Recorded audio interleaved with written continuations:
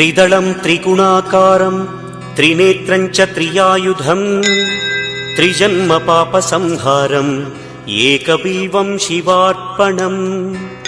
त्रिशाखैः बिल्वपत्रैश्च अच्छिद्रैः कोमलैः शुभैः तव पूजां करिष्यामि एकबिल्वं शिवार्पणम् कोटिकन्या महादानं तिलपर्वतकोटयः काञ्चनं शैलदानेन एकबिल्वं शिवार्पणम् काशीक्षेत्रनिवासं च कालभैरवदर्शनम् प्रयागे माधवं दृष्ट्वा एकबिल्वं शिवार्पणम् इन्दुवारे व्रतं स्थित्वा निराहारो महेश्वर नक्तं हौष्यामि देवेश एकबिल्वं शिवार्पणम् रामलिङ्गप्रतिष्ठा च वैवाहिककृतं तथा तटाकादि च सन्तानम् एकबिल्वं शिवार्पणम् अखण्डबिल्वपत्रं च आयुतं शिवपूजनम् कृतं नाम सहस्रेण एकबिल्वं शिवार्पणम्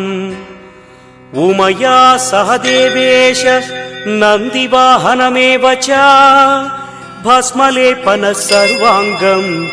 एकबिल्वं शिवार्पणम्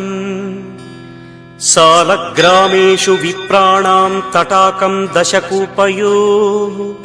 यज्ञकोटिसहस्रस्य एकबिल्वं शिवार्पणम्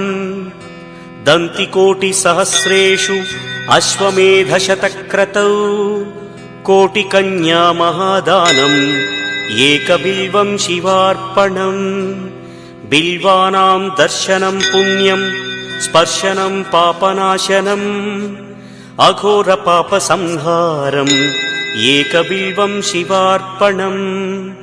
सहस्रवेदपाठेषु ब्रह्मस्थापनमुच्यते अनेकव्रतकोटीनाम् एकबिल्वं शिवार्पणम् अन्नदानसहस्रेषु सहस्रोपनयनं तथा अनेकजन्मपापानि एकबिल्वं शिवार्पणम् बिल्वाष्टकमिदं पुण्यं यः पठेत् शिवसन्निधौ शिवलोकमवाप्नोति एकबिल्वं शिवार्पणम्।